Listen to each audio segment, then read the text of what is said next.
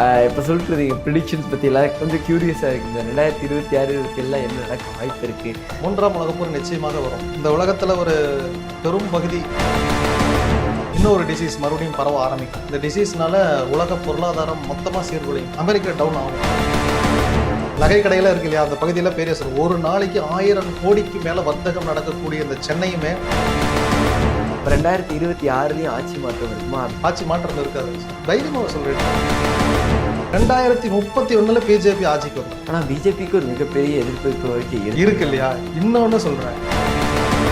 ஆனால் சார் இப்போ விஜய் அவர்கள் மேலே ஒரு பெரிய வேவ் இருக்கு. அது அப்போ நடக்காதா 2026? இன்னைக்கு வேண்டாம்.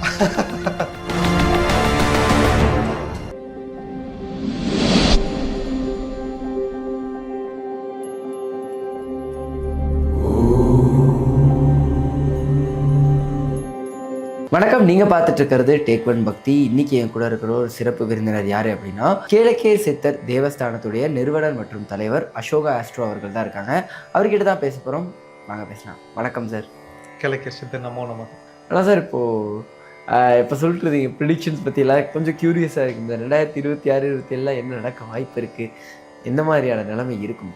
இஸ்ரேல் குறிப்பிட்டே சொல்லிடுறேன். இஸ்ரேல் போர் தொடுப்பாங்க. மூன்றாம் உலகப் போர் நிச்சயமாக வரும். இந்த உலகத்தில் ஒரு பெரும் பகுதி சேதத்திற்குள்ளாகும். ஓகே. அதே மாதிரி இன்னொரு டிசீஸ் மறுபடியும் பரவ ஆரம்பிக்கும். இந்த டிசீஸ்னால உலக பொருளாதாரம் மொத்தமாக சீர்குலையும். அமெரிக்கா டவுன் ஆகும். இன்னைக்கு இருக்கிற நிலைமையை வச்சு இதை ப்ரிடிக்டே பண்ணாதீங்க. இது எல்லாமே தலைகளாகவே உள்டாவாக மாறப்போகுது. ஈவன் இந்த ப்ரிடிக்ஷனில் சென்னையுமே அடிவாங்க. சென்னை மாதிரி ஒரு பணக்கார நகரம் இல்லை. இன்னைக்கு அந்த நகை கடையில் இருக்கு இல்லையா, அந்த பகுதியில் பெரிய சார் ஒரு நாளைக்கு 1000 கோடிக்கு மேலே வர்த்தகம் நடக்கக்கூடிய இந்த சென்னையுமே 2026 அடிவாங்க. ஏன் அப்படின்னா, இந்த சென்னை நீங்கள் குறிப்பிட்டு கவனிச்சிங்கன்னா சனி ராகு இதனுடைய சேர்க்கை நிறைந்தது இந்த சென்னை. திடீர் அதிர்ஷ்டம் சனி ராகு. அதே மாதிரி சென்னை நீங்கள் எங்கே பார்த்தீங்கன்னாலும் குப்பை இருந்துக்கிட்டே இருக்கும். பார்த்துருக்கீங்களா?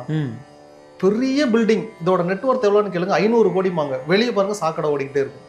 அந்த ரோடு பாருங்க சாக்கடையாகவே இருக்கும். அதை கிளீன் பண்ண மாட்டாங்க. பில்டிங்குள்ள ஏசி, பில்டிங்குள்ள எலிவேட்டர், என்னென்னமோ 500 கோடிக்கு பயங்கரமாக வச்சிருப்பாங்க. வெளியே வந்தோடனே நார்மல் லைஃப் வந்துடும். பிச்சைக்காரங்க உட்காந்துருப்பாங்க, ரோட்டோரமாக கடை போட்டு உட்காந்துருப்பாங்க. இந்த நிலை சென்னைக்கு மாறவே மாறாது. இதுக்கு காரணம் சனி ராகு. இந்த துர்நாற்றம் சென்னையில் இருந்து கொண்டே இருக்கும். இந்த துர்நாற்றத்தை நீக்க முடியாது. இந்த துர்நாற்றம் தான் திடீர் பண வரவு, திடீர் அதிர்ஷ்டத்தையும் கொடுக்கும். சென்னையில் தான் ட்ரேட் மார்க்கெட் சக்ஸஸ்ஃபுல்லாக ரன் ஆகும். இங்கே நீங்கள் பார்த்தீங்க அப்படின்னா, இங்கே பறவைகள் உண்மையாலுமே ஜாஸ்தி. ஏன்னா இங்கே மரங்கள் ஜாஸ்தி. எல்லா மாவட்டங்களையும் பார்த்தீங்கன்னா நாங்கள் சென்னை தான் ஹீட்டு, சென்னை தான் வெயில் அப்படிம்பாங்க. ஆமாம், சென்னையில் தான் மரங்கள் ஜாஸ்தி. இதை யாரும் ஒத்துக்க மாட்டேங்கிறாங்க. ஈரோட்டில் விட சென்னையில் மரங்கள் ஜாஸ்தி. ஓகே. என் ஊரை விட என் ஊரில் மரமே இல்லை. நீங்கள் வெயிலுக்கு ரோட்லாம் கனெக்ட் ஆகிட்டிங்கன்னா ஒதுங்கிறதுக்குலாம் ஒரு மரம் இல்லை. சென்னையில் நீங்கள் ஒவ்வொரு வீதியிலையுமே மரம் இருக்குது. இன்னைக்கு வரைக்கும் இருக்கு. இன்னைக்கு ஒரு மாம்பழம் விற்கிறாங்க ரோட்டோரமானா மரத்துக்கடியில தான் விற்கிறாங்க. இளநீ கடை போட்டிருக்காங்கன்னா அங்கதான் போட்டிருக்காங்க. ஒரு தள்ளு வண்டி போட்டிருக்காங்கன்னா மரத்துக்கடியில தான் போட்டிருக்காங்க. வீதிக்கு வீதி மரத்தை.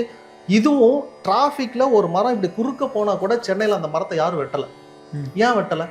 வெட்ட மாட்டாங்க. இதுதான் இந்த பூமியினுடைய தகவமைப்பே இப்படிதான். சென்னையில மரங்கள் பாதுகாக்கப்படும்.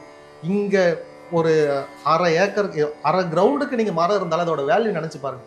அந்த மரத்தை வெட்டுனா எவ்வளோ வேல்யூன்னு பாருங்க. பல கோடி ரூபாய் வருமானத்தை ஒரு மரம் வளர்க்குறதுக்கு சென்னை செலவு பண்ணிக்கிட்டு இருக்குது. ஏன்னா இந்த பணத்தை தாண்டி இந்த மரம் தான் இந்த சென்னைக்கு முக்கியம். இதை உணர்ந்தவர்கள் தான் சென்னையில் இருக்கக்கூடியவங்க. இந்த மரங்களை இவங்க வெட்டவே மாட்டாங்க. இன்னைக்கு தேதிக்கே சென்னையில் இவ்வளோ மரங்கள் இருக்கு. 20 வருஷத்துக்கு முன்னாடி நினைச்சு பாருங்க. இது சென்னை எல்லாமே காடு தான். ஆமாம், இந்த காடு தான். இந்த காட்டுக்குள்ள இருந்த மரங்கள் தான், இங்க இருந்த பறவைகள் தான் இவ்வளவு பெரிய பணப்புழக்கத்தையே ஏற்படுத்தியிருக்கு. ஒருத்தங்க வாழ்க்கையில பணப்புழக்கம் வரணும்னா அதுக்கு பறவைகளுடைய பங்களிப்பு மிக பெருசு. சரி, 2026 ப்ரெடிக்ஷன் எல்லாமே சொல்லியிருந்தீங்க. அதுவும் அதெல்லாம் ரொம்ப இதுவாக இருந்தது. இதுவும் கிழக்கே சித்தர் அவர் கொடுத்த ஒரு விஷயம் தானா, இல்லை நீங்கள் ப்ரெடிக்ட் பண்ணுற ஒரு விஷயமா இருக்கா? இல்லை, ஐயாவுடைய அருள் தான். ஓகே. இது வரைக்கும் நான் என் வாழ்க்கையை மட்டுமே கணிச்சுக்கிட்டு இருந்தேன். என் வாழ்க்கையிலுமே ஐயா வந்ததுக்கு பிறகு நான் எப்படி தோத்தேன் அந்த காரணம் நான் தெரிஞ்சுக்கணும். ஏன்னா இது ரொம்ப முக்கியம். நீங்கள் எந்த இடத்துல எதனால தோத்தீங்க இதை மட்டும் நீங்கள் தெரிஞ்சு வச்சுக்கணும். எந்த விஷயமா இருந்தாலும் சரி, நீங்கள் எதில் தோத்தாலும் சரி, ஈவன் லவ் ஃபெயிலியர் ஆனால் கூட எதனால நமக்கு லவ் ஃபெயிலியர் ஆச்சு அந்த ரீசன் தெரிஞ்சாதான் அடுத்து உங்களுக்கு லவ் ஃபெயிலியர் ஆகாமல் இருக்கும். இந்த இந்த ஜெனரேஷன் அதை மட்டும்தான் தோத்து போயிடுறாங்க. நீங்கள் தோத்ததற்கான காரணம் நிச்சயமாக உங்கள்கிட்ட தெரிஞ்சிருக்கும். நான் அதிட்ட கேட்டேன், பேக்கப் இல்லாமல் விட்டேன். அதாவது ஒன்று கண்மூடித்தனமாக ஒருத்தரை நம்பிட்டேன், இன்னொன்று என் வாழ்க்கையில் பேக்கப்பை இல்லாமல் வச்சுட்டேன். அன்னைக்கு தேதிக்கு என் வாழ்க்கை நல்லா இருந்துச்சு. பட் ஒரு புயல் அடித்த உடனே மொத்த பாய்மரமும் பிச்சுக்கிட்டு போயிருச்சு. அப்போ என்னன்னா, கடலில் பாய்மரம் கூட இல்லை அப்படின்னா நீங்கள் எப்படி கரை சேர முடியும்? அதனால தான் அழிவை நோக்கி போக ஆரம்பிச்சிருச்சு இந்த லைஃப். அப்போ தான் புரிஞ்சுது, அதே அறிவுள்ள ஆள் தான், அதே அசோகா தான், இங்கே எந்த மாற்றமும் செய்யலை. அப்போ அவர் வந்து ஒரே ஒரு விஷயம் தான் எனக்கு உணர்த்தினார். என்ன சொன்னாருன்னா, எந்த ரூமில் லைட்டு போடணும், எந்த ரூமில் லைட்டு போடக்கூடாது, இதை மட்டும்தான் எனக்கு தெளிவாகவே ஒரு உணர்த்தினார். அதாவது நீங்கள் வாழ்க்கையில் எங்கே பணம் செலவு பண்ணணும், எங்கே செலவு பண்ணிடவே கூடாது. நான் வந்து எங்கெங்கெல்லாம் பணம் செலவு பண்ணணும்னு தெரிஞ்சு வச்சுருந்தேன், ஆனால் எங்கெங்கெல்லாம் செலவு பண்ணக்கூடாதுன்னு தெரிஞ்சு வைக்காமல் விட்டுருந்தேன். இந்த ஆஃப் பண்ண வேண்டியதெல்லாம் ஆஃப் பண்ண உடனே என் வாழ்க்கையில் லைட் எரிய ஆரம்பிச்சிருச்சு.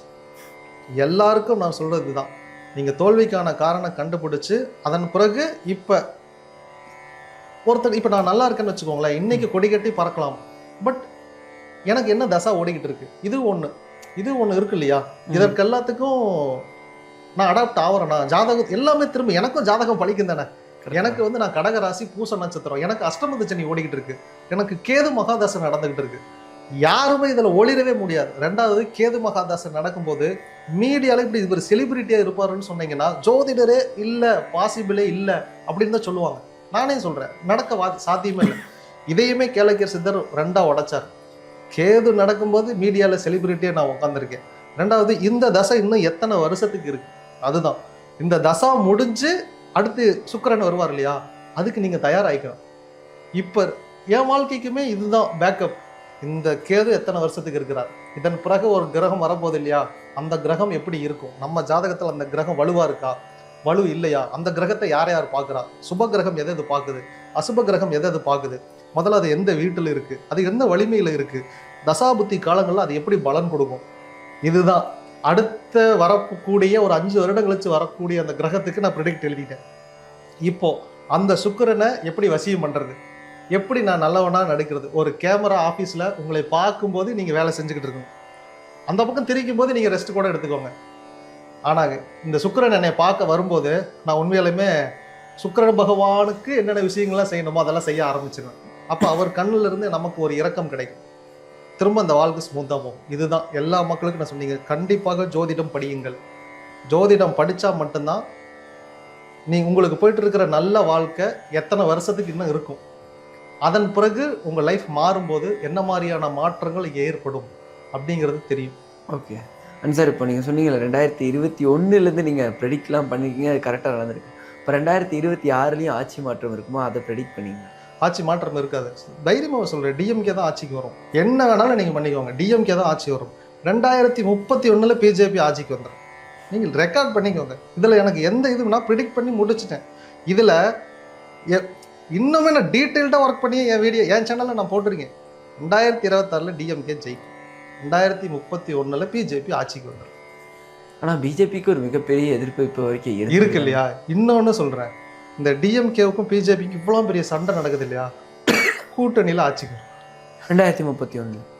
உண்மை வரும். இன்னுமே விஜய் அவர்கள் எப்படி இருப்பார்கள், அண்ணாமலை அவர்கள் எப்படி இருப்பார்கள், அவர்களுடைய நிலை என்ன, அண்ணாமலைக்கு பிறகு ஒருவர் பிஜேபிக்குள்ளே என்ட்ரி ஆக போகிறார், அது வரைக்குமே டீட்டெயில்டாக நான் ப்ரிடிக்ட் பண்ணி போட்டேன். இதற்கு மேலே எல்லாரும் நமக்கு வேணும் அப்படின்னு சொல்லிட்டு பொதுவாக போதும், இனி அரசியல் பேச வேண்டாம் அப்படின்னு முடிவு பண்ணி தான் அரசியல் பற்றி பேசுறது இல்லை. ஆனால் இந்த ப்ரெடிக்ஷன் நடக்கும். ஆனால் சார், இப்போ விஜய் அவர்கள் மேலே ஒரு பெரிய வேவ் இருக்குல்ல, அது அப்போ நடக்காதா 2026? இன்னைக்கு வேண்டாம், அரசியல் பேச விரும்பல, ஆனால் அது நடக்காது. அதற்கான வேவுக்கான எந்த பாசிபிளும் இல்லை. டிஎம்கே தான் ஷூரா? டிஎம்கே தான், அதை அசைக்கவே முடியாது. ஓகே சார், மெஜாரிட்டியில் ஜெயிப்பாங்க, இன்னும் மெஜாரிட்டியில் ஜெயிப்பாங்க. ஒரு மிகப்பெரிய ப்ரெடிக்ஷனே வச்சுருக்கீங்க. ஏன்னா எல்லாரும் காத்துட்டு இருக்கிற ஒரு விஷயமா தான் அது இருந்துகிட்டு இருக்கு. பல விஷயங்கள் பேசணும். இந்த ஒரு சந்திப்புக்கு ரொம்ப ரொம்ப நன்றி சார். கேளக்கியர் சித்தர் நமோ நமோ.